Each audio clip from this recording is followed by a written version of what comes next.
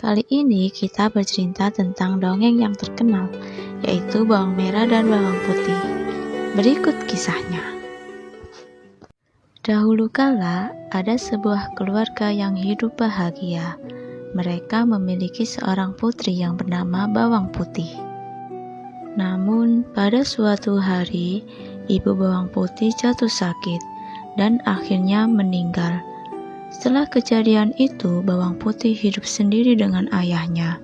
Ayah Bawang Putih adalah seorang pedagang yang sering berpergian jauh. Karena tidak tega meninggalkan Bawang Putih sendirian di rumah, akhirnya ayah Bawang Putih memutuskan menikah lagi dengan seorang janda. Janda tersebut memiliki satu anak yang diberi nama Bawang Merah.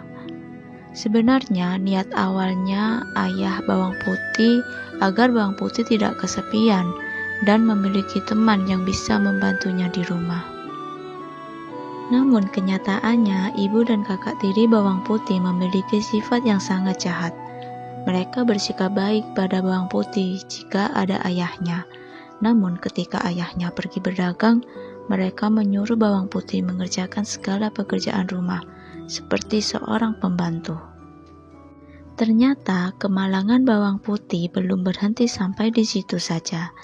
Selang beberapa hari, ayah Bawang Putih juga jatuh sakit dan akhirnya meninggal dunia.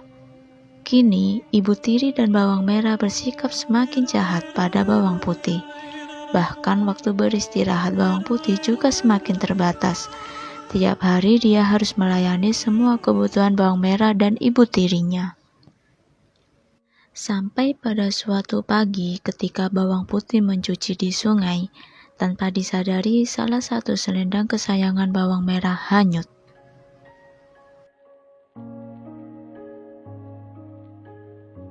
Ketika sampai di rumah, Bawang Merah memarahi Bawang Putih karena selendangnya tidak bisa dia temukan.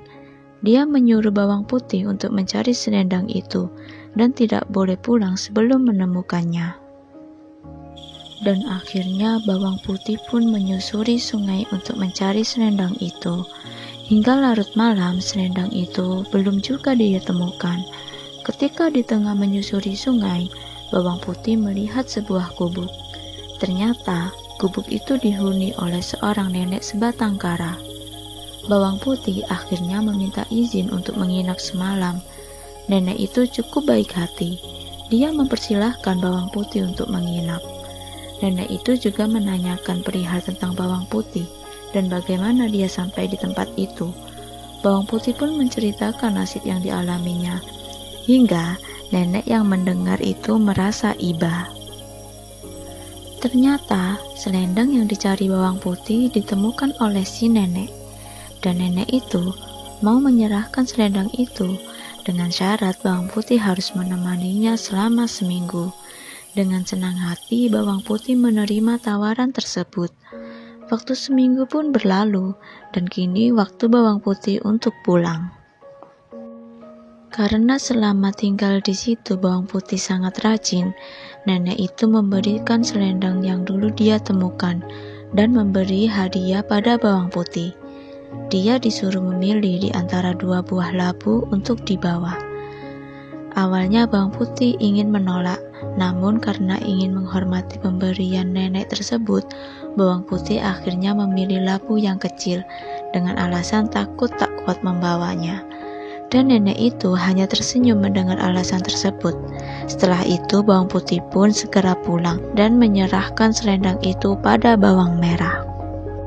Setelah itu, dia segera ke dapur untuk membelah labu dan memasaknya.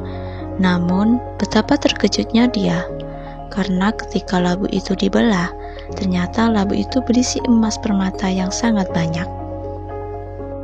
Secara tidak sengaja, ibu tiri Bawang Putih melihatnya dan langsung merampas semua emas itu. Bukan hanya itu, dia juga memaksa Bawang Putih untuk menceritakan dari mana dia mendapat labu ajaib itu. Mendengar cerita Bawang Putih, muncul niat jahat di benak ibu tiri yang serakah itu. Keesokan paginya, dia menyuruh Bawang Merah untuk melakukan hal yang sama seperti yang dilakukan Bawang Putih. Dia berharap akan bisa membawa pulang labu yang lebih besar sehingga isinya lebih banyak. Singkat cerita, bawang merah yang malas itu tiba di gubuk nenek, dan dia pun tinggal di situ selama seminggu. Namun karena sifatnya sangat pemalas, dia hanya bermalas-malasan saja dan tidak mau membantu pekerjaan si nenek. Dan ketika sudah waktunya pulang, dia pun disuruh memilih labu sebagai hadiah. Tanpa berpikir panjang, dia langsung mengambil labu yang besar dan segera berlari pulang tanpa mengucapkan terima kasih.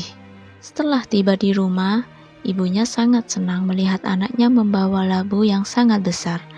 Dia berpikir pasti emas di dalamnya cukup banyak. Karena tidak ingin diketahui oleh bawang putih dan takut jika bawang putih meminta bagian, mereka menyuruh bawang putih untuk mencuci di sungai. Setelah itu mereka masuk kamar dan menguncinya dengan rapat. Dengan tak sabar, mereka segera membelah labu itu. Namun di luar dugaan, bukan emas yang ada di dalamnya, melainkan labu itu dipenuhi ular, kalajengking, kelabang, dan berbagai hewan berbisa. Dengan cepat hewan-hewan itu keluar dari labu dan menggigit kedua anak dan ibu serakah itu. Demikian singkat cerita dari dongeng bawang merah dan bawang putih.